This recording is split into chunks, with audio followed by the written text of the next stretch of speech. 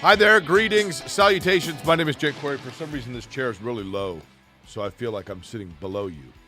Yeah, mine feels low too. Yeah. Okay. Mine feels Your pretty feet low. aren't even touching the ground. They're touching the metal thing down here, so we're all good. It is race week in Indianapolis, and we are thrilled about that. Good afternoon to you. Good evening. Good morning, whenever you might be watching. My name is Jake Quarry. That is Derek Schultz. It is the incredibly, creatively, and appropriately named Quarry and Schultz program here on the ISC Sports Network. Derek, we are thrilled tomorrow. Tomorrow is the day when we will be doing the famous milk toast for the American Dairy Association of Indiana, fastest rookie luncheon. And what we now know, that fastest rookie is? Wait, I got to think about it. Peterson, right? Thank you. Benjamin Peterson. Yeah, okay. That is correct. Cool. You caught me by surprise. We're supposed to get the script and be able to go over it tomorrow morning, so that's usually what I end up doing. They emailed me something I was supposed to voice, and I forgot. Oh, geez. I know. That's a problem. Did you do yours, or did they have you do mine? I wasn't emailed anything to voice. Well, it's not a shock, is it? I think they know who the sexier voice belongs to of this pair, right? This is, I mean, enjoy it. This is the 1 week of the year that you have more relevance than I do, at least in Indianapolis. So I want you to soak it in. I thought you said you were shaving to the mustache. Yeah, we're going to wait a little while. I'm going to wait until after the Dairy Association. I'd like them to invite me back. I think I'm going to wait until Thursday night. I saw Jenny and Brooke from the Dairy Association. Mm-hmm. I saw them on Thursday. They told me they were excited about the mustache. Really? Yeah. There's a lot of excitement about the mustache, so that actually doesn't surprise me. I mean, for the emceeing aspect of it. Oh, really? Okay. Well, I mean, I guess I still have time before we're taping this right now on Monday. I still have time to take it down, but I wasn't planning to do it until Thursday night. Okay. It's as bushy as it's ever been. I'm not sure if you can really notice you here. look like Nigel Mansell. I stopped shaving on April 15th, so that's the last time that I got any kind of a trim on this bad boy. So this will be Does it itch? About 6 weeks. No, I've been using this new beard wash, and it's moisturized and helped. Okay. Well, the field is set for the 100. What's that? No dandruff or anything. He used to have a mustache, like get a little bit of flaky. The field is set for the 107th running of the Indianapolis 500-mile race. For the first time in the history of the event, the front row consists of 3 drivers that are all, Derek? Not American. No. More specific. European. Yes. Born in Europe. 3 countries represented in the front row are? Spain. Yes. What is Rosenquist? Denmark? No. Belgium? No. Norway? Sweden? Sweden. Okay, yeah, Sweden. Yeah, that's right. He's got a V instead of a U in his name. Who am I missing? VK. VK's Netherlands. Correct. Yep. Cool. In addition to that, it is the fastest field in history. It is the fastest pole sitter in terms of the pole speed. Ari Leindijk had a faster qualifying effort back in 1996, but that was not actually a qualifying run, so that changes things a little bit, right? But nonetheless, fastest here we woman are. Too? What's that? Fastest woman? Fastest woman, that's right, yeah, Catherine Legg. Although it was the fastest, if I'm not mistaken. I can't remember. Greg would know on this. Fastest single lap, but not the fastest 4-lap, I think. Or was it fastest 4-lap, but not the fastest I think single it's lap? the latter. Yeah, I think it's the either latter.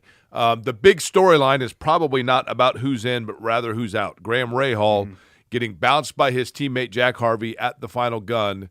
And 30 years to the year when his father, as a matter of fact, his father was bumped, I believe, 30 years ago today, Graham Rahal finds himself tasting the agony of defeat, if you will, at the Indianapolis Motor Speedway by being bounced. And he adds himself to a list of really big names. The problem for Graham is that back in the day, it was much easier to get bumped from this race. For Graham, there's only one car that's not going to be in this field, and that's his. So it's a little bit different than, Tom Sneeve or Emerson Fittipaldi, of course, the 2 Penske cars in, 95, both getting left out.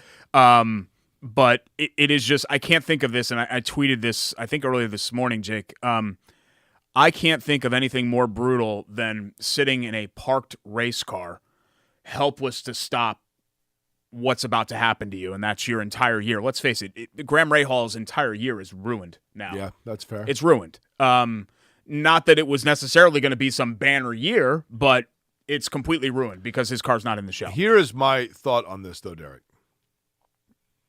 I realize Graham Rahal wants to be in the Indy 500. I realize fans of Graham Rahal want to see him in the Indy 500. I realize that Graham Rahal knows that he's only going to get so many more chances to win the Indianapolis 500, which at one time felt like it was like an automatic, right? Hear me out on this. I think in the end, this might be the best thing ever to happen to Graham Rahal, because you played Little League Baseball, right, Derek? I did, unsuccessfully, but yes. Who was the coach of your team or manager of your Little League team? You can use a fake name here. Paul Lungy's dad. Paul Lungy's dad? Lungy's dad, yeah. Coach Lungy. Okay. Was Paul any good? Yeah, he was good. Yeah. But I'll bet Paul was probably the pitcher. He was, yeah, and first baseman. Yeah. Yeah.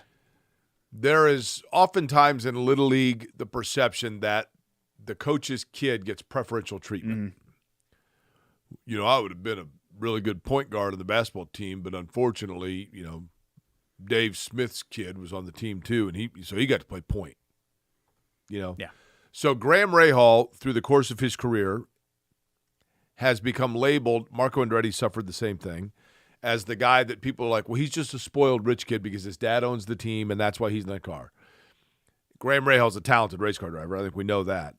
But things that other drivers probably people would not think twice about in terms of comments or things after a race, Graham Rahal got labeled as like the crybaby over the course of time by fans. I have never found that to be true.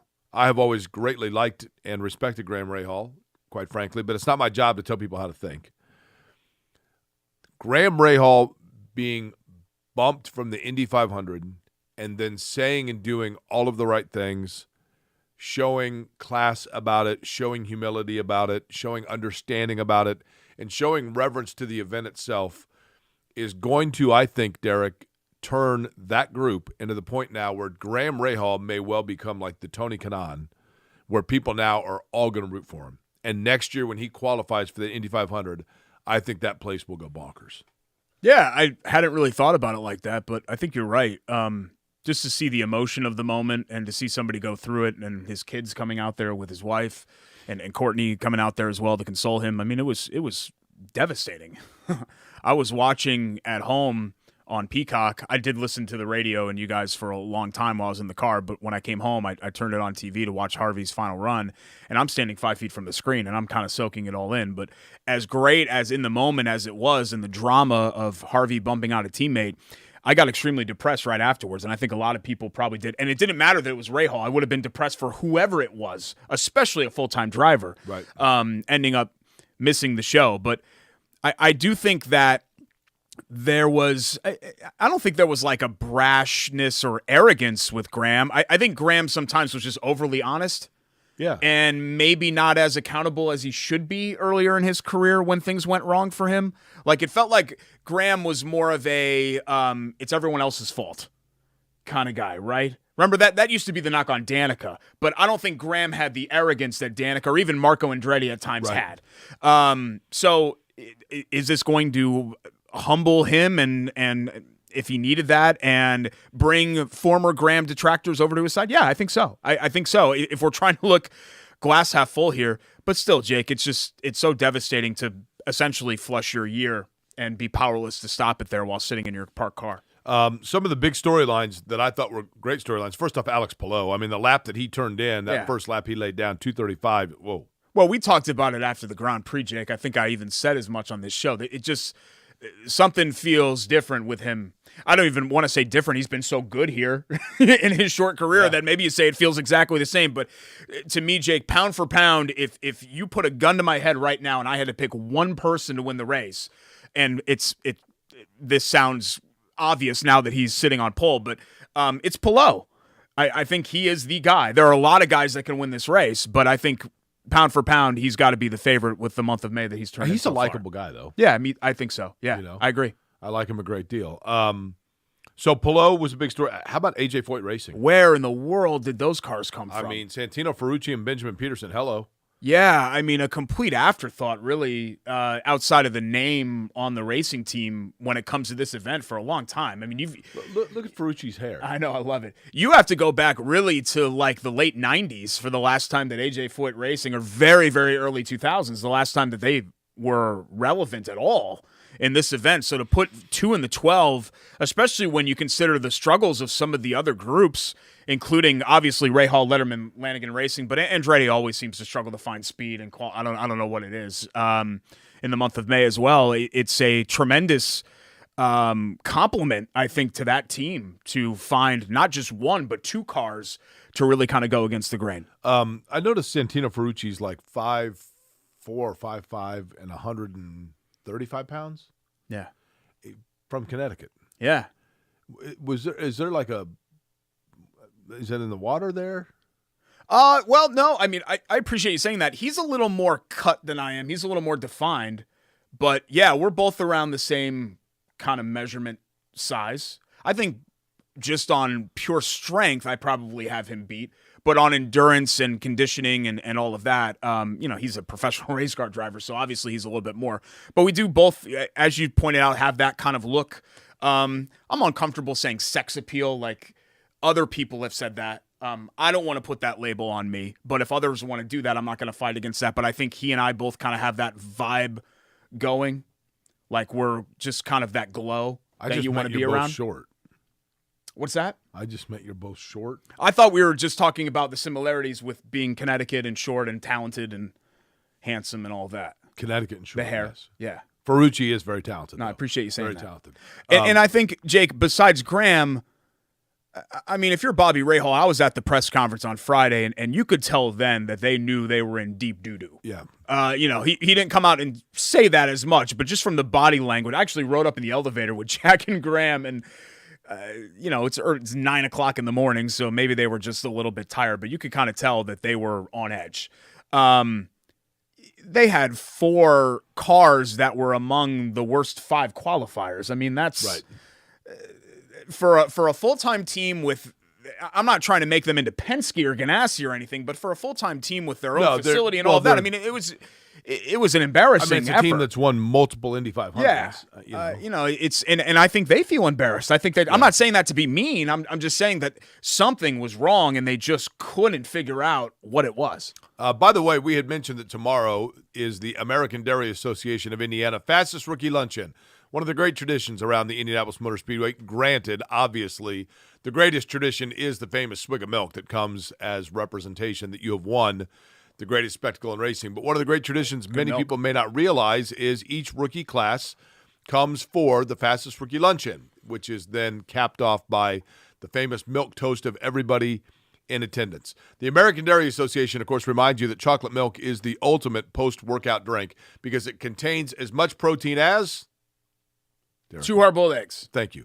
As much vitamin A as 10 cups of spinach. And as much potassium as banana. Thank you. Our winners drink milk, winner of the week. Each week we nominate somebody that gets our milk toast. Derek, your nominee you could go in a lot of different directions here. You could even say Catherine Legg if you wanted to, just because she was the non-full-time driver that was safely in the field and not in the last row qualifying, and she'd been out of it for so long. So kudos to Catherine Legg, kudos to Alex Palou. But really, Jake, the biggest winner of the weekend, because it's the biggest surprise of the team that we're just talking about, AJ Foyt Racing is, I think, by far the biggest winner of qualifying weekend with the 2 cars in Peterson and Ferrucci that they were able to put together. It's a team that hasn't had a finish higher than 9th since 01. And just because you're quick doesn't mean that those 2 are going to contend for the win. But certainly, we're going to do our driver tiers later on the show today. You have to bump up Peterson and Ferrucci a couple of tiers simply because they're quick. I mean, they have the speed. And, you need a lot of things to win Indy, but the number one thing that you need is you've got to be quick. And those 2 cars are quick. Okay, I have a different nominee. I don't disagree with you on that. A lot of people don't know much about this guy. I don't either, truth be told. Don't know that I've ever talked to him. But R.C. Enerson 2 years ago came to the Indianapolis Motor Speedway and just was not fast. Top Gun Racing, I think was the name of the team. And they were off the pace, and he did not make it. He and Charlie Kimball were both bounced out of the 500. They come back this year, does R.C. Enerson with a new team, Able Motorsports. And I think a lot of people, Derek, thought that they were the absolute given to be bounced from the field. Everybody thought, well, there's 34 cars, only 33 get in. R.C. Enerson will be the one that goes home. Because it's not a well-funded team. I mean, it's privately funded mostly, but but not an overly experienced team is a better way of saying it. And R.C. Enerson went out and said, you know what, I've got other ideas. And they ran well. They ran a solid week of practice. There were no incidents on track at all. And he goes out and puts the field safely in the show and does not have to – not only did he make it in, he didn't have to go back out at risk of being bumped. And I thought just a guy that just basically strapped in his helmet, put his head down, and did what he had to do. Can I attach somebody else on that? Okay. To change chassis and be as lost as they looked in Juncos and the two, really not so much. The Campino car was fine, right? It was Callum Islett's car. They just – correct. They couldn't squeeze the speed out of it. And then to put himself safely in the show, given that they probably were awake for 36 hours, the entire team putting that thing together. Yeah, I mean, that was an amazing run, too. So I would agree. Jake, there were so many. This was one of the best qualifying weekends, storyline-wise, crowd-wise, energy-wise, buzz-wise, that I can remember. It was good. It was definitely 85,000 fans, the most in a decade. And it's weird to say this because it's a 300,000-person facility. You could tell there were more people out there, certainly on Friday. It was noticeably different, and it just feels like there were a lot of questions after 2016, like, okay, this is the last one, and now everybody's just going to kind of go home, and it's just going to kind of go back like this, like it did post-split and the early 21st century. And IndyCar and the 500, it's just gone like this. I hope you're right. I hope you're right. I mean, they've been able, and kudos to Doug Bulls and everybody over there, Mark Miles and the rest of the group, because they've not only sustained it, it feels like they've built upon the momentum of the 100th running, which is now 7 years ago. I'm ready to eat a hoagie. Me too. Give out more awards and get into our tiers. Yeah, let's do it. Not this kind it's of like tiers. one of my favorite things that we do on the show. TIERS, really? The tiers, yeah, the IndyCar, the Indy 500 tiers. Okay. Can't wait. We're going to do that next. Query and Schultz, ISC Break Sports down Network. the field.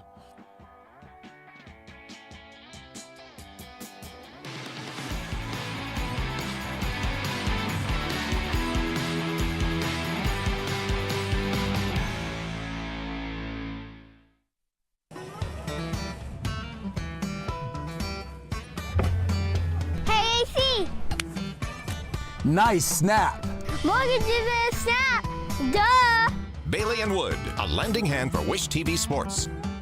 At an Indiana dairy farm, long workdays stretch into more labor after sunset. A newborn calf needs watching. Barn needs cleaning. Tractor needs some handiwork for tomorrow's tasks. Just like in your own home, the day's chores are never done until the family beds down for the night. Dairy farmers and their families share the same dream with all of us, that what we all do is worthwhile. Bringing to market pure, safe, and healthy dairy foods is what they do. From Indiana's dairy families to ours every single day. Learn more at winnersdrinkmilk.com.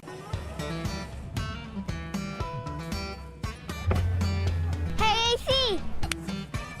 Nice snap. Mortgage is a snap. Duh. Bailey and Wood, a lending hand for Wish TV Sports. Welcome back. Query and Schultz here on the ISC Sports Network alongside Jake Query. I'm Derek Schultz. We're presented by Bailey and Wood Financial Group, BAWFG.com, 855-350-HOME for Mike Wood and his team at Bailey and Wood Financial Group. It's very tender. It's good. We're going to talk about the sandwich here in just a little bit. If you're looking to refinance or you're home buying for the first time and need to get pre-approved from that mortgage, call our friends at Bailey & Wood Financial Group at 855-350-HOME or visit them online at BAWFG.com.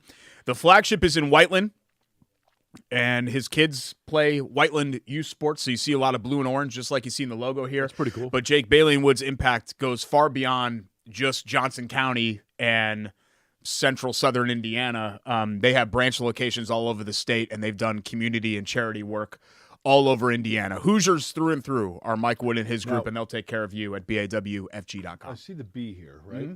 Is there a W? Is there a subliminal I don't W? think there's a subliminal W. Yeah. You sure? Yeah. Okay. I don't think so. It's a cool looking logo there. Yeah, it is. Yeah, See, I it's like the it. state of Indiana, Derek, right? Yeah, no, I noticed that, Jake. Thank you. Thank you very much for They even got that's pointing out something that's very obvious. okay. Let's get to our Hoagie and Hero of the I've Week. slept 11 hours in 4 days. I know. You're at the track a lot. Yeah. You What came over to my media seat and just immediately started complaining. I'm trying to remember what you're complaining about. Oh, it was a radio thing. was a long time ago. It's like 2 days ago. What are you talking about, man? It was like Friday. You came up to me and we're talking about it. That was a long time ago. Lots happened since then. Okay, well, yeah, you were in the sun a lot, so maybe I won't rely on your memory here. Hoagies and Hops at 42nd and Boulevard, the best effing sandwich in town. Derek, let's keep it clean. Family program. Hoagiesandhops.com for catering as well.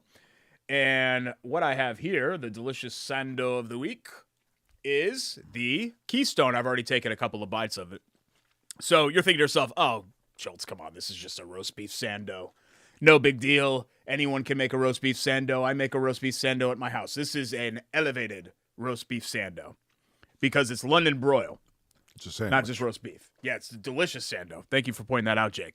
So London broil, provolone, and I put it on the side because Jake doesn't like the mayo, but I do. Horsey mayo, which I could actually drink. It's so good. Good, that stuff. I'm serious. Nothing against anything from Hoagies and Hops, but Watch, mayonnaise, no. You know what? I'm going to put my money where my mouth is. This is how good the horsey mayo is. You let me know when you're done. I can hear you. I heard you. It's just, oh, wait, I got a little bit in the I heard that. mustache. Several people have commented, Derek, about how the disgusting sound effects, and I actually heard you. There we go. I got it. It is gone? so good. The Is it horsey gone? mayo is delicious. I got to take a bite of the sandwich, too. I forgot. Okay, the sandwich I can live with, but the mayo, no. No go on mayonnaise. I think mayonnaise has egg whites in it, right? Mm-hmm. Martin our throat. It has eggs in it. You are the most disgusting eater of all time. I honestly, We like, talked about this. there is road construction that is has less volume than your eating. You have a mental issue. We talked about this. They've done studies on this, that if you're bothered by, like, loud chewing or eating, actually the problem is you.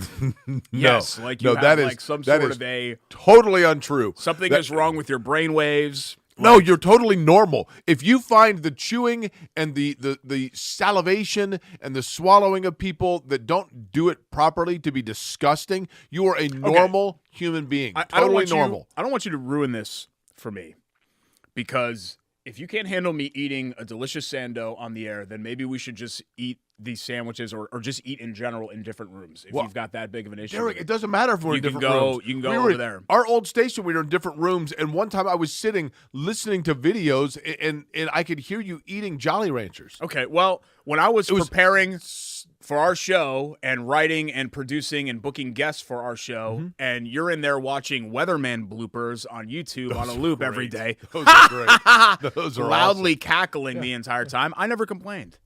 I just put my head down and I did my work. So I would just ask that you do the same here. So the Keystone, one of my favorite sandwiches, delicious, delicious roast beef London broil sandwich. Look, if you like mayo, great.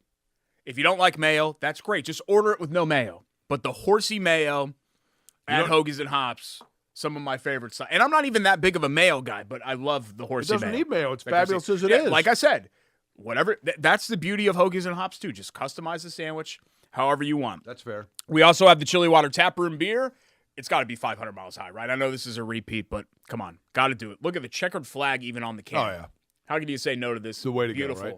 beautiful light American lager? So good, Derek didn't bring me a can. Beautiful can. I actually drank one on Saturday. I had two left in the fridge, and then I drank one on Saturday, and then I could only bring in one. And I was kind of hoping to save this. I'm going to buy more, but I was kind of hoping to save this one. So if it's okay, we're not going to drink this one because I want to take it with me on my bike this week.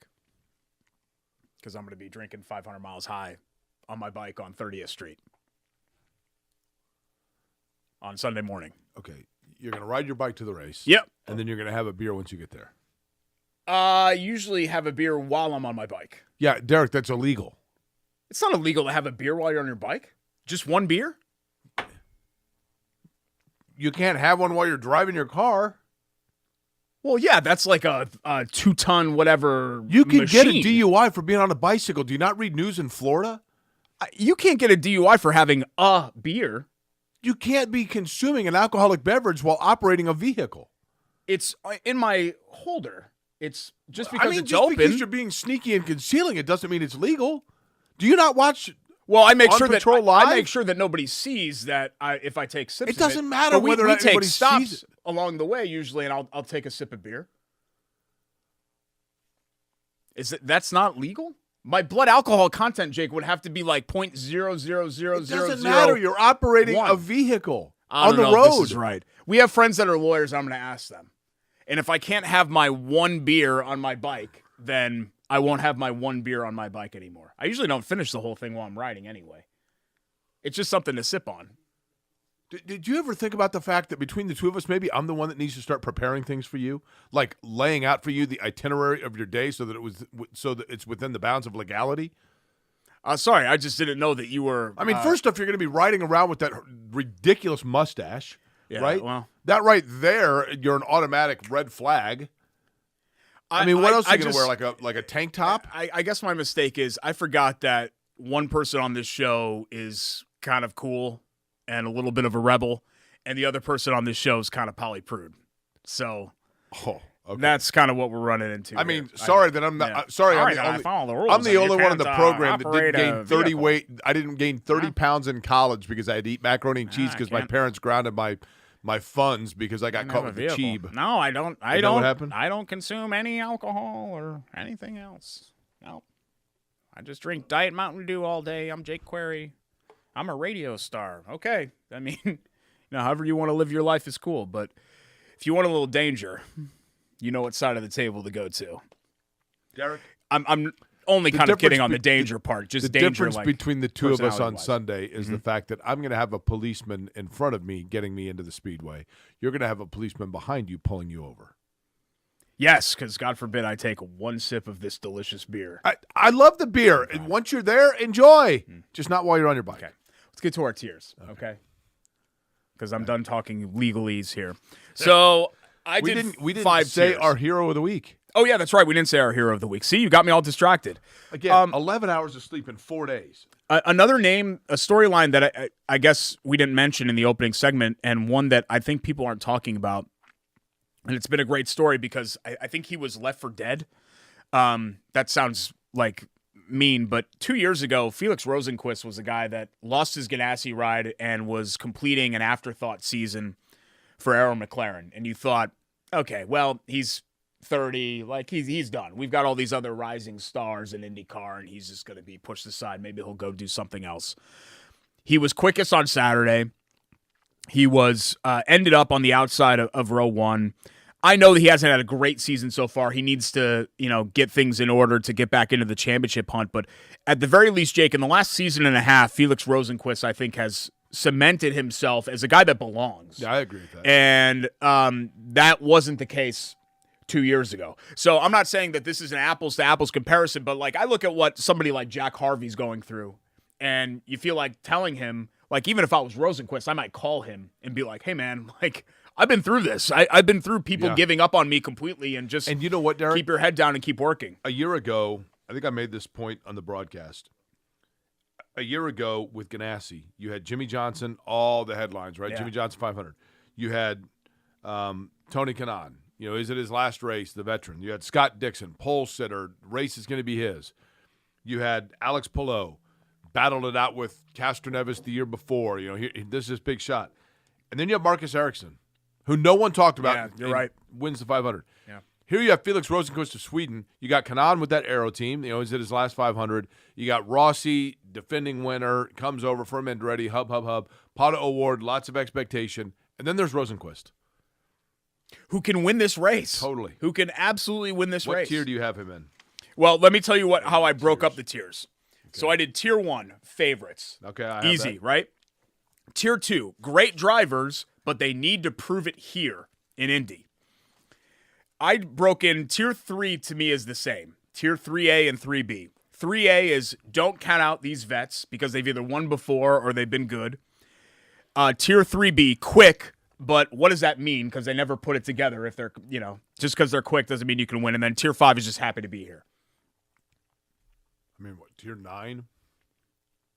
I did 5 tiers. Okay. Is that okay? So tier 1, favorites to me. Palou. Yep. Dixon. Yep. Pato. Yep. Ericsson. Rossi Sato are the 1, 2, 3, Okay. 4, 5, 6. Fair. I would add 2. Okay. And this is probably the last year I give this team this benefit of the doubt. Didn't qualify well, but I think in aerodynamically good in traffic. Power and Newgarden. Yeah.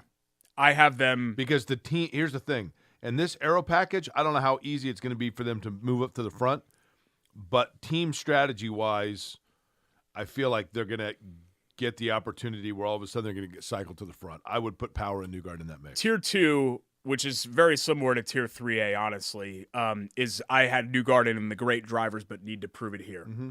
Rosenquist I have there, VK, McLaughlin, Herta. Okay, I have my Tier 2 is drivers that could win but are going to need a few things to go their way.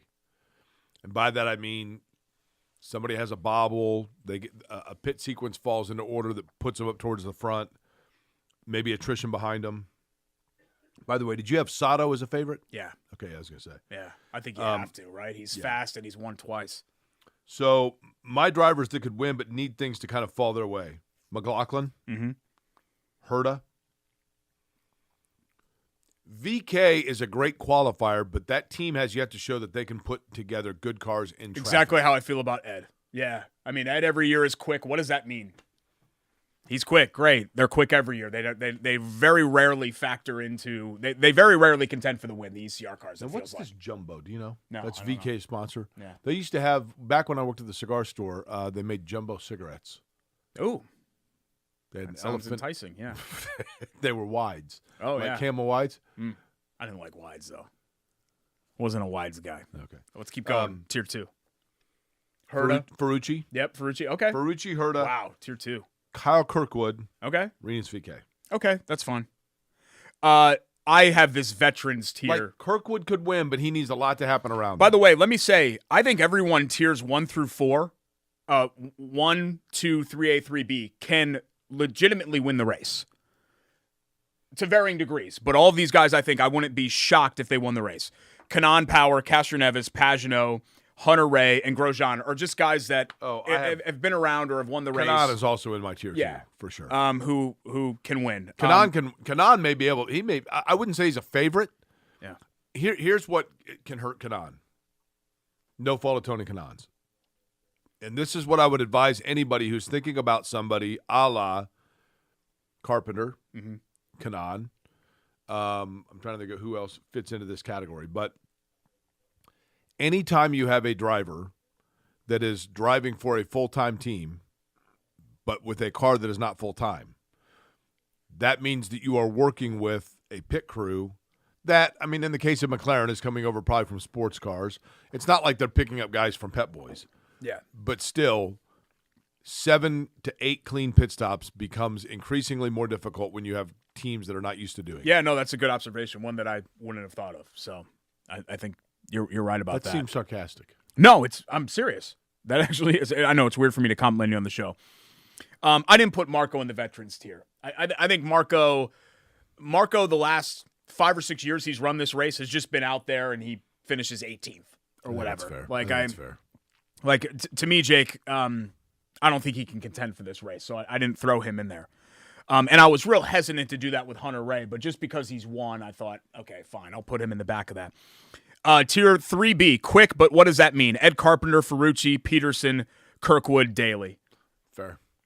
All of those, again. If everything went right, I think some of those guys could still win the race. There are two kinds of cars. You set your car up one way to qualify. Mm-hmm. And then that's completely different than the way you set your car up to be able to handle the air of traffic. AIR, not ERR. And Ed Carpenter Racing has figured out, unquestionably, as good a qualifying setup as anybody. But it's once they get other cars around them, their ability to pass becomes difficult.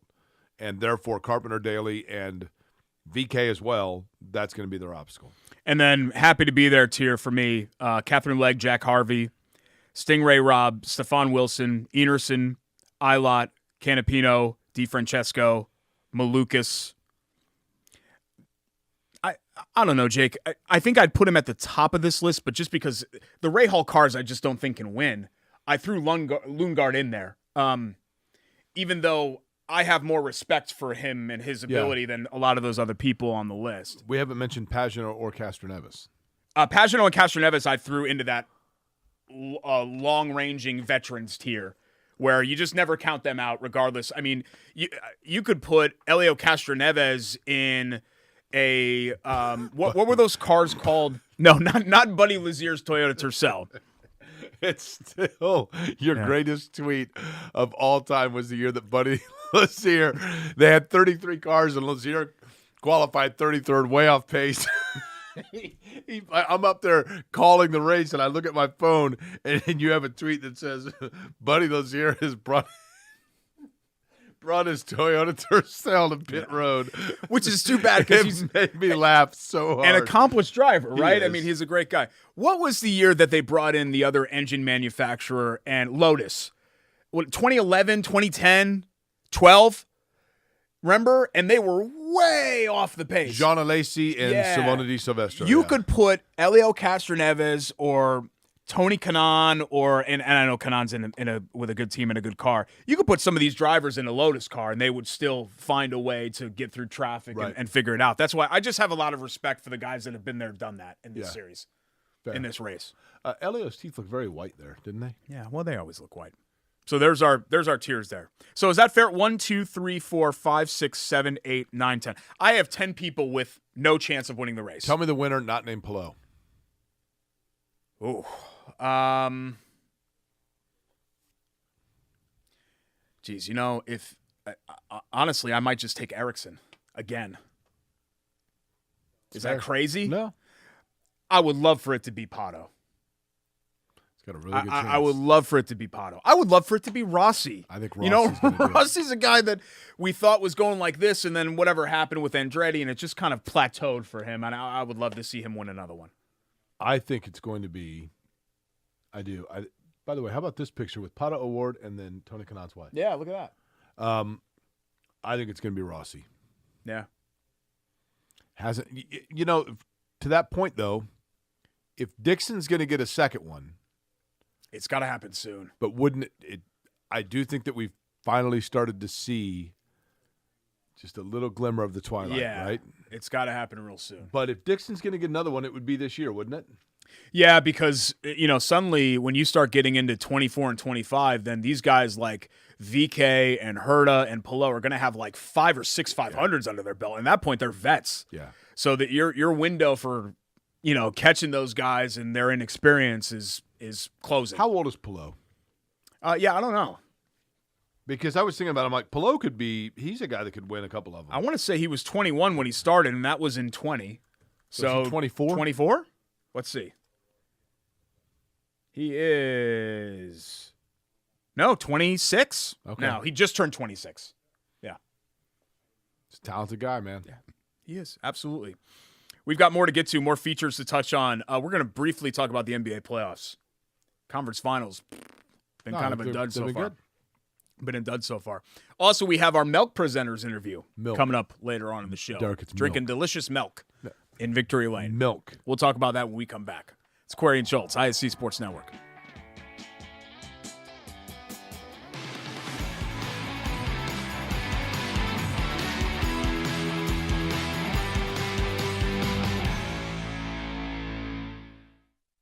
At Bailey & Wood, we pride ourselves on our 5-star customer service. But at our core, we're a family. Family owned, and family to our customers, staff, and our community. From charity events to recognizing hometown heroes, we prioritize giving back to our communities that have always supported our growth. So let us help you get your dream home today.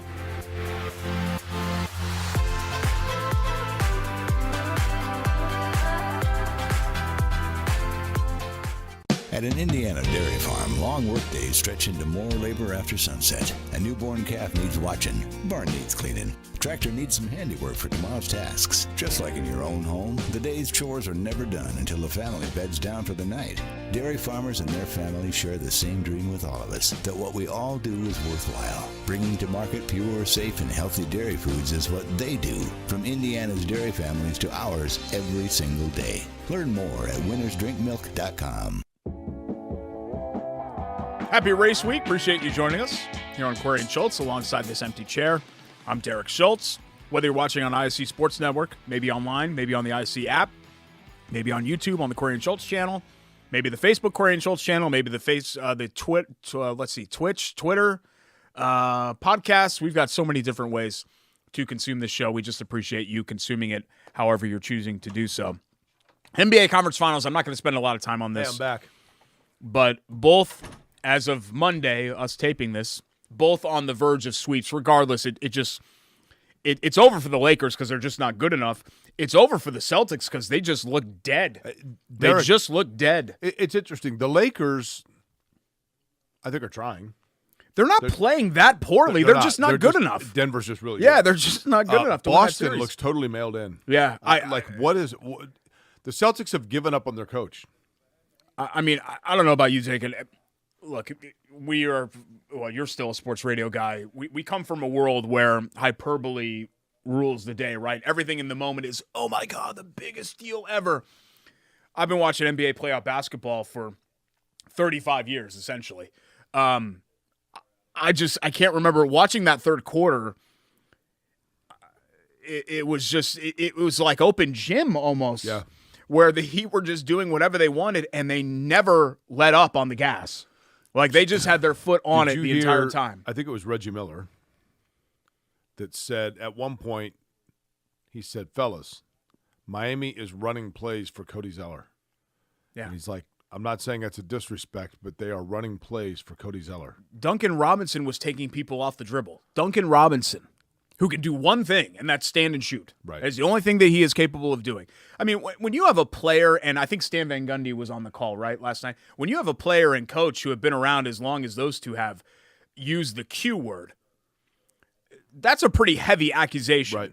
To say that a team has quit, and you could just tell watching. I mean, it was totally. To say that it was embarrassing is a disservice to the word embarrassing. I mean, that was a calamity. It was a disaster. And, you know, Jason Tatum has really ascended in the league and earned the respect as one of the top 7, 8, 10 guys in the league. Yeah, top 5 maybe. And you hate to put everything at his feet, and that's not what I'm trying to do here, but if you're really going to be in that top tier, if you're going to be one of those guys, then you can't allow what happened on Sunday night to happen. Who are the top 5 players in the NBA right now? I mean, Jokic and Giannis are 1-2. You know, okay. We've really kind of held off on Jokic because, he hasn't done the playoffs. Well, now the dude's going to go to the finals, and he's going to be a huge favorite to win a championship. So I think at this point, if you are a Jokic detractor, then you got to go ahead and get on board with that. So Jokic and Giannis, I think, are 1A, 1B. Steph, I mean, is LeBron still one of the 5 best players in the league? He's up pound there. for pound, probably.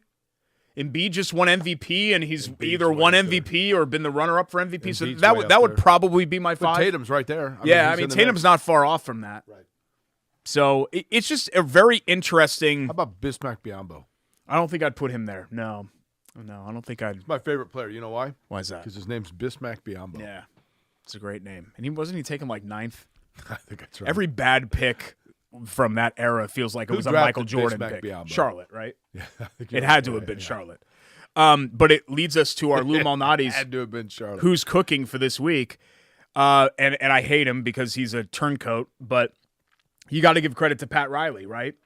He's the one that helped put this roster together. And Eric Spoelstra. And Spoelstra, but I think we gave him his flowers on last week's show. Spoelstra. We haven't mentioned Riley. I saw this statistic. Spoelstra's like me. He's got the salt and pepper beard. Yeah, a little bit. I haven't verified this stat, but when the Heat eventually eliminate the Celtics here, Pat Riley will have made his 19th NBA Finals appearance, which means that he has participated either as a player, coach, or executive in almost a quarter, 24.7% of all NBA Finals ever played. It's pretty amazing. How amazing. I mean, what a stat, right? I mean, talk about a guy that's excelled at all of those levels, but this is such an odd roster. A bunch of cast-offs and mismatched, undrafted guys, and it just works. Like, you're watching that game, and you're like, Gabe Vincent, really? Played and then by the where? end of the game, you're convinced that it's good. I have no idea where he played. Okay. Who's the other? Duncan Robinson played in Michigan. For 1 year. Yeah. D3 before that. Yeah. Who's the other guy that had a big game for them yesterday? Max Strus? No. I don't know who else had a good. Everybody had a good game. Bam had a big game. No, keep going. Jimmy. Their top three. Cody Zeller. Their top 3 leading scorers were all undrafted players. Gabe Vincent was one. Who did I miss? Duncan Robinson. Yeah. Gabe Vincent. Who's the third? Kyle Lowry? No. Who else did I miss? We're just naming Heat players that are in the rotation. I'm looking. Okay. I don't think we missed anybody. I think we did. Okay. Well, I don't think we did. But kudos I've to got it Pat right Riley. here. Because I wanted you to tell me where they went to school, because Yeah. I actually know, because I looked it up, but I got to figure out who we're talking about first. Caleb Martin. Yeah. Where did Caleb Martin play college ball? I don't know. Iowa State. Nevada. Yeah. Gabe okay. Vincent, where did he play college ball? I don't know. UC Santa Barbara. Yeah. Okay. Gauchos, right? I think that's right. Yeah. And then Duncan Robinson. Michigan, but where before that? York, Maine. Is that it? Yep. No, he's a native of York, Maine. Played at York High School, which I've walked by. Yeah. How or why do you know this? I love York, Maine. It's on the very southern coast of Maine. It's where I'm going to retire. We've already decided. Are they the Patties? We're going to spread Ashley's dad's ashes. He's still with us, but when he passes in York, Maine. Does he know this? No, we haven't told him yet, but that's where we're going Well, to. I got news for you. Yeah. Does he watch the show? Yeah. He does not watch the show. Hey, father-in-law, you want to come for a bonfire? No, name's Steve. thanks. I'm good. Yeah, Huh? his name's Steve. Steve, he's the one that's a Red Sox fan, right? Yep, big Red Sox fan. What about Eddie? The dog? Yeah. We probably won't cremate the dog. I don't know what we'll do with the dog. Eddie's awesome. Yeah, he's a great dog. Q&S Friedel for our delivery code. I always point in the wrong direction at Lou Malnati's 5 Indy area locations. He is from York, Maine. West How did you know 86, Broad Ripple, Greenwood, Carmel, and Avon. I know everything except what college Gabe Vincent went to. that? Williams College, by the way, the first school. Okay. Okay, how about this? Williams College, Duncan Robinson began his career there. That is the college alma mater of what U.S. president? Coolidge, No. Hoover, No. Taft, This president was assassinated on his way to a JFK. assassinated on his way to Lincoln. a Williams College reunion. You got Harrison, 2 left. Tyler. Did Tyler get assassinated? Was Tyler yeah, Tyler's president, right? James Tyler or Jimmy Tyler? John Is that his name? Tyler, Derek, was president, and John Tyler was president because he ascended to the presidency after William Henry Harrison died of pneumonia. Who's the guy after 100 Grant? days. And With then the John, beard. John Tyler actually he was in the Board I of know who it Regents is. for the Confederacy. I know and who when it is. John Tyler died of Just natural wait, shut up causes for a in second. Virginia, I know there who was it no is. recognition of his death because it was during the Civil Rutherford War. B. Hayes. No. He was also assassinated, right? He was not. Yeah, he was. No, he was not. Rutherford B. Hayes? No, was he he was the one not after assassinated. Grant? I don't know, but he was. Who was after Grant? There was one guy, and it was a crazy guy shot him. Well, I guess all the assassins are crazy, but this guy was like, as opposed Like- to the like- sane guy. That's like really in an friendly guy asylum. came up and shot him. he was like in an asylum, I think, at one point back in those days. Why don't you just tell me, and we'll get all of this in post. So why don't you just tell me? What? Okay, 4 presidents have been assassinated. Yeah. And I'm going to give you a way that you'll never forget it. Okay. You'll never forget this. Okay. Just go with it because we're on limited time for the show. I'm not a nerd, Okay. okay? Yeah. Abraham Lincoln, Yeah. I already mentioned him. Yep. John Kennedy. Yep. You remember both those easily, right? Yes. Lee Harvey Oswald and John Wilkes Booth. Thank you. Mm-hmm. I'd like for you to think of in your mind. This is how my dad. I thought you used to said you tell were me just to going to do tell things. me. In your mind, I want you to visualize. Okay. 11 hours, 4 days. Yeah, that's how long this segment's taking. Okay. Think of Mount McKinley and Garfield. William McKinley, James Garfield. Garfield the cat on top of it. Okay. One of those two were both assassinated. One of those two was assassinated on his way to a college reunion at Williams College. Garfield was the one after Grant, then, right? Which one was assassinated on his way to a college reunion at Williams College? Grant. Oh no, sorry, Grant wasn't assassinated. He had his jaw rotted off. He was a big tobacco person. I think he had like esophageal cancer. Okay. So which one was I read a assassinated? book on U.S. Grant. Okay, good. He's a I'm fascinating impressed. man. Yeah, I'm American hero. So which one was assassinated on his way to a college reunion at Williams College? Garfield. That is correct. Okay, great. Now we can move on to something Do you else. know where it was? No, I don't Buffalo, care. New York. National Pizza Party Day Friday. Got a free slice of Lou's Pies if you were one of the first 250 customers at any of the Central Indiana locations or anywhere. Patio for Broad Ripple, summertime. Perfect. Great time of spot. year. Are you And kidding then, me? of course, delivery or carry out from the other 4 Indy area Absolutely locations. perfect time of year. Order.lumalnatis.com. We have our milk presenters interview coming up next. Chateau Kitchen's Bite or Bowl Bleep as well. Do you know a president, Reagan was shot, but not assassinated, obviously. Yeah. Do you know a president who had someone pull a weapon on them for an assassination attempt and the weapon didn't fire? No. Gerald Ford, Squeaky Fromm. Okay. I've actually heard that name, Squeaky Fromm, before. She's one of the Manson family. Oh, really? Okay. Yeah, sure. We'll talk milk when we come back. And 11 hours and 4 days. Corey and Schultz, ISC Sports Network.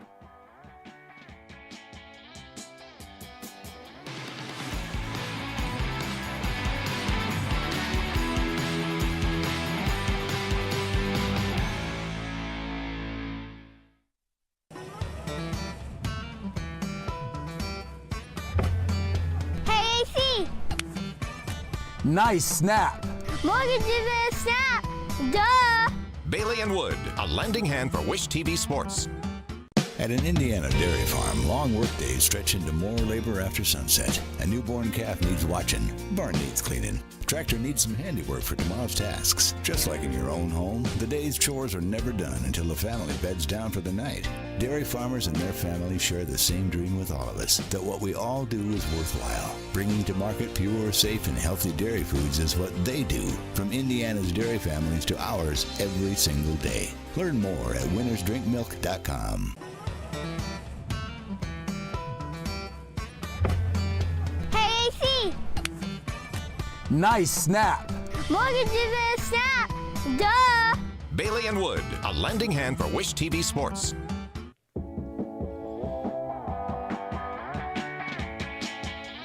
Hi. My name is Jake Corey. This is Derek Schultz next to me, and unfortunately, Derek was kind of asleep at the wheel, so I'm now taking it out of break.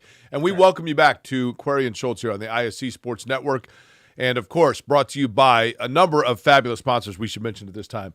Lou Malnati's, we just had our Look Who's Cooking, and Lou Malnati's, as you mentioned, a fabulous location on Ferguson in Broadrupple. Yep. Great place there. Chateau Kitchens. Chateau Kitchens is the one that regrettably took a picture of Derek in his shower. We've never... Oh, I did that on my own. Yeah, I did that on my own. Nobody at Chateau did that. How did you even... That was all me.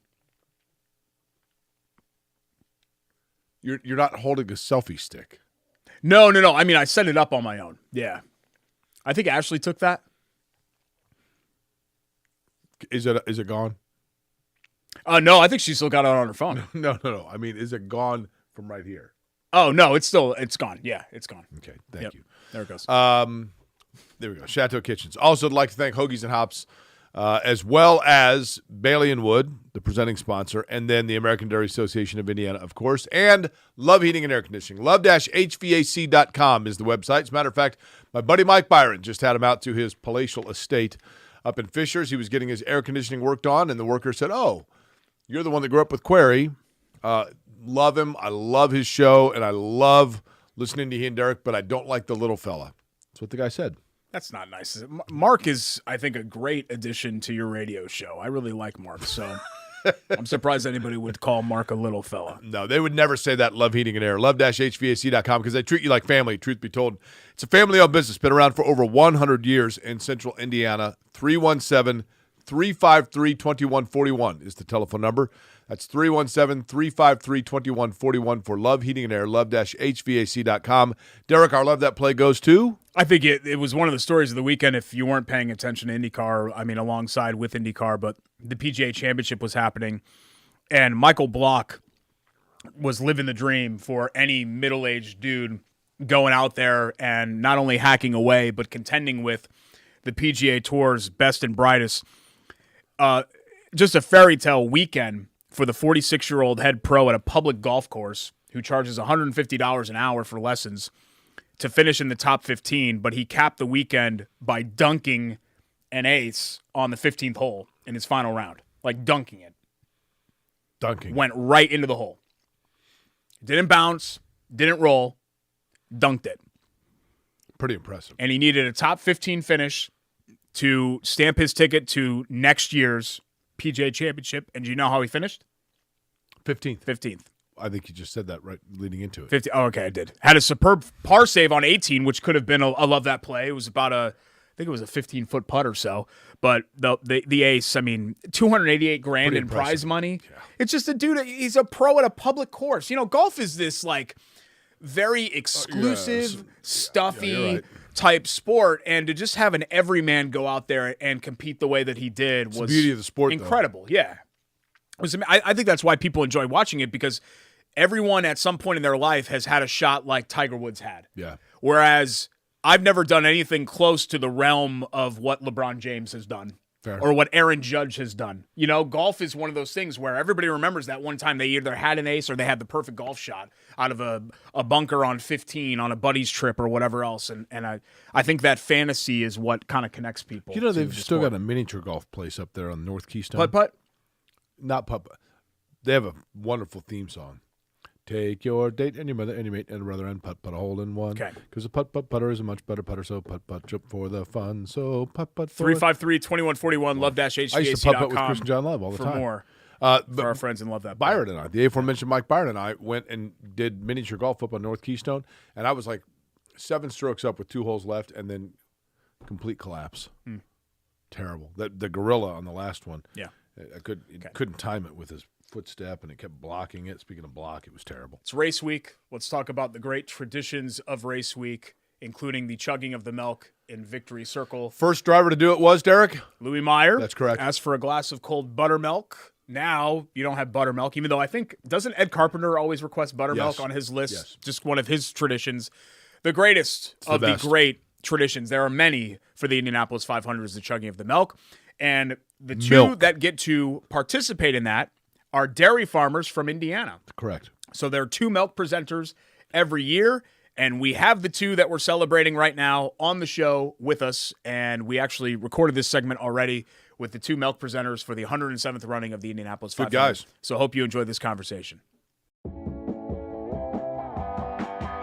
Welcome back. It's Corey and Schultz here on the ISC Sports Network. We're sitting way too close. This is great. Nice and cozy. Month of May, race cars out on the track, 2 best friends cozying up and talking some milk. We've got milk here in the studio with us at ISC. Milk. I'm saying it correctly. M-I-L-K. Milk. In Connecticut, where I grew up, we call it milk. We have our 2 milk presenters. I guess we could say milkmen now, guys, because there are 2 male presenters this year instead of just milk presenters. The milkmen for the Indianapolis 500, the 107th running, coming up here in just a couple of weeks. The veteran is Kerry Estes, and the rookie is Alex Neuenschwander. And guys, we really appreciate you joining us. Love the visuals in the background, by the way, with the cows and everything. Yeah. Hey, this is real life.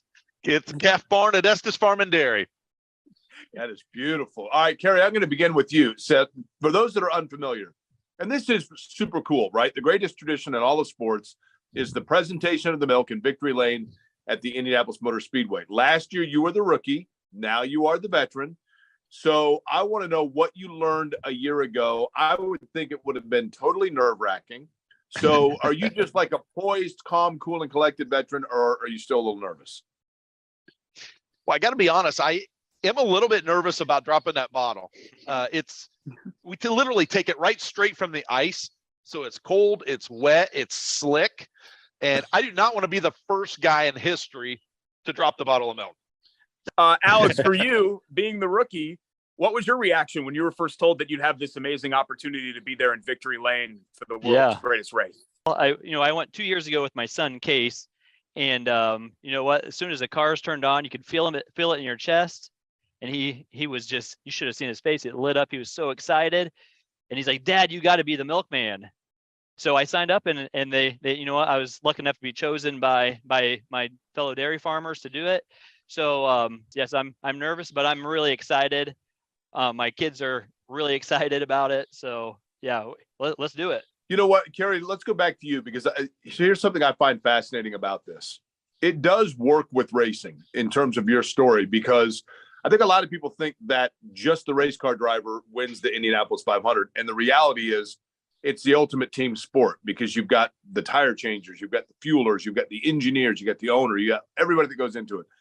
The same is true with your dairy farm, because you're a guy that just decided, you know what, this is more than a team sport for you in terms of dairy farming. It's a family affair. This is truly your family effort here from your wife, your kids, and everybody in getting you to this point, right?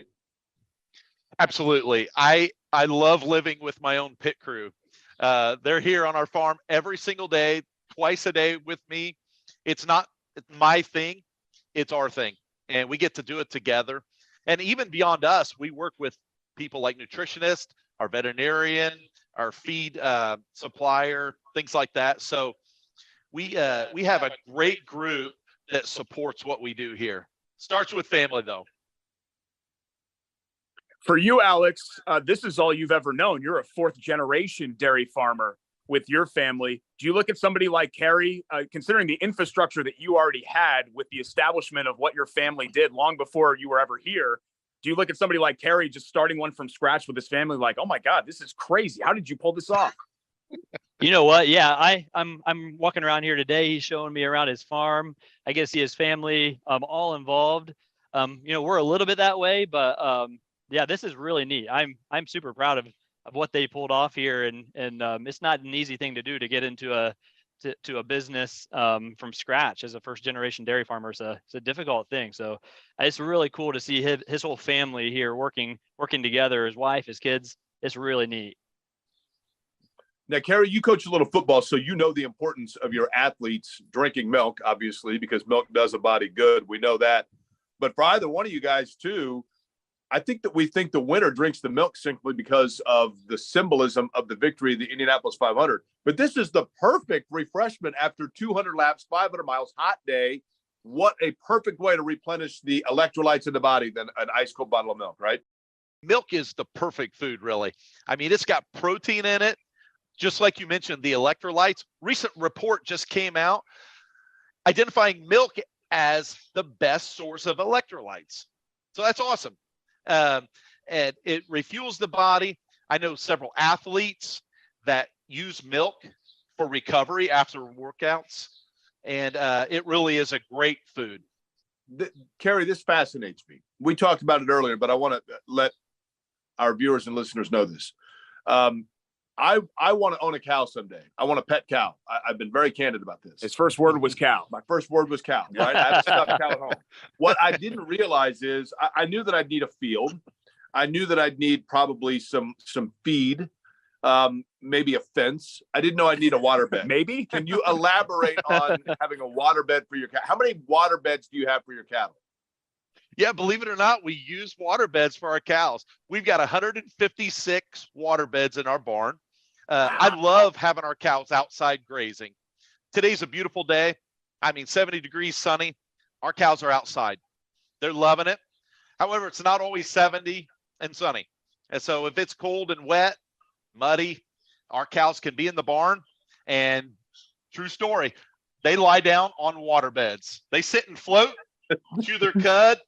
It's an awesome day for them. How many lava lamps do you have? Yeah. I'm gonna go look at that. I'll go count. I'll let you know. That's great. Yeah. Put on some disco in the background. winnersdrinkmilk.com to learn more about both Alex and Carrie. And we're going to see you guys, in fact, for the rookie luncheon coming up here. That's awesome. Next week, as Jake and I are emceeing that event. So that'll be a lot of fun, Jake, with this year's Indianapolis 500 rookie class. But we appreciate you guys joining us. And we'll see you soon, and can't wait for the rest of the month of May and all the festivities, culminating, of course, in you both being in victory lane and handing off that delicious milk to whoever wins the 107th running of the Indianapolis 500. Thanks so much for having us on. Look forward to seeing you at the rookie luncheon. And feel free to embarrass Alex if you need to. I think as a rookie, that's a good thing. Hazing? However, I'll take it. That. But hey, winners drink milk, so we're gonna make it work out. Thanks so much, you guys. Thank you. Thanks to Carrie and Alex for their time, and I know, Jake, it's going to be a lot of fun for them to be standing there with you guys. I was enjoying a Hoagies and Hops with my milk, and then it's great. A little milk and Hoagies and Hops, a little chili water brewing as well. Let's get to our bite or bowl bleep as we wrap up today. Our friends at Chateau Kitchens in the process of finishing my basement. They hooked up the washer and dryer again, so after 6 weeks, I've got a washer and dryer again, which is nice. Oh, that's good. Yeah. I thought your clothes were starting to smell. What would you? Well, I was doing it at my parents' house actually, but I was spending way too much time with my parents. What would you rather be without, by the way, for 6 weeks? A dishwasher, or I shouldn't ask you this because you never eat at home. I think a dishwasher, not having a dishwasher, I think would be far more intrusive than not having a washer and dryer. My two favorite things to do, dishes and laundry. Yeah. I love doing laundry too. But now I'm able to do that with a beautiful new laundry room from Chateau Kitchens. Nice. Part of the basement project. ChateauKitchens.com, at Chateau Kitchens on Instagram and Facebook for before and after pictures. Here's what we do with Bite or Bowl Bleep. I give a statement. Jake and I go back and forth whether we buy it or it's Bowl Bleep. Bowl Bleep, sorry. Statement number one, Jake. We will have a first-time winner at the Indy 500 this year. You've got a lot of good options there. A lot of good ones. I think Rossi's going to win it. Yeah? I think Rossi's going to win it. 9 former winners in there, and so that means you got a 1 in 24. I mean, it's basically Pillow, Pato.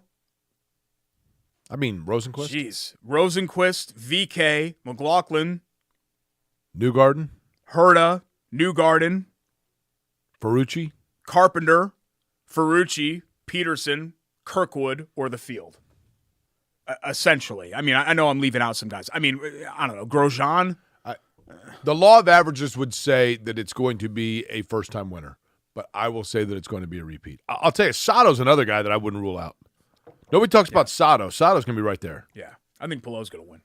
Okay. From pole. I'm not actually hoping for that because we've had so much intrigue, and I feel like somebody running away with it from pole, like an Elio 2009 type race, right, would be a little anticlimactic, but I do think it's going to be Pillow. So I'm going to buy it. First-time winner. Statement 2, Celtics won't go anywhere with a Tatum, Jaylen Brown core. Buy it or Bowl Bleep? Well, they may be breaking them up, and they're not going to go anywhere this year. I'll buy it. I'll say that for whatever reason, that expiration date has arrived, and they're going to build around Tatum, and they're going to parlay Brown. I don't know. I think we're overreacting in the moment a little bit. Maybe. They're still so young. You know what? You forget, No, Tatum feels like Tatum's been in the league for 10 years, and he's 32. Dude's 26, right? Yeah. He's 26 years old, for God's sake. So he's got a lot of prime years left. No,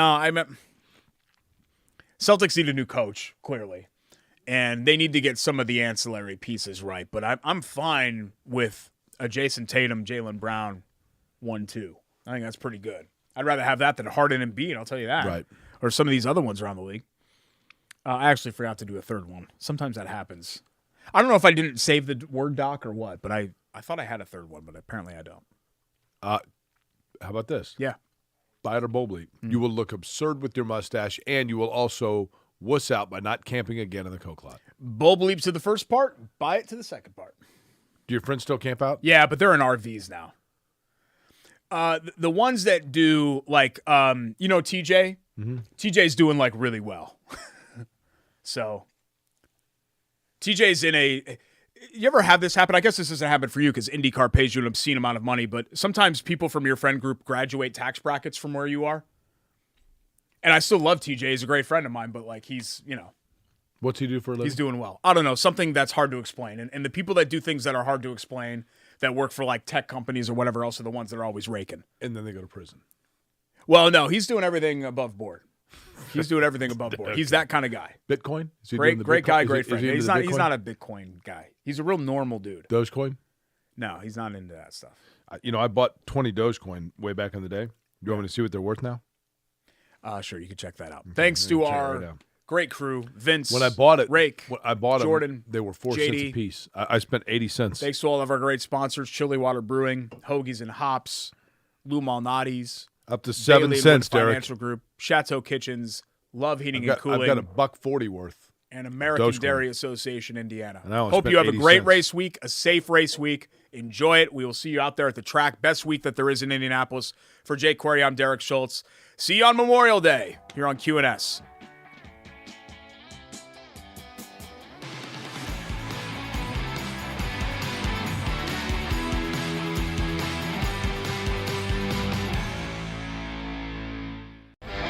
Ball here. Harris scores.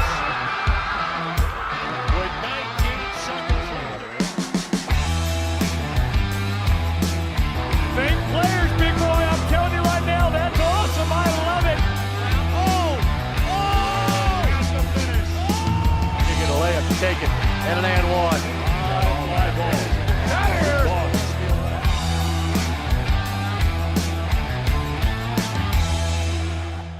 The ISC Sports Network is your home for sports content across the Hoosier State.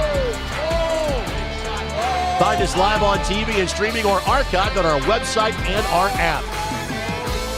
The ISC is your one-stop shop for the content you want to see, including high school sports, college sports, and other great events throughout the year. Subscribe to our streaming service and get access to it all. ISC, local lives here.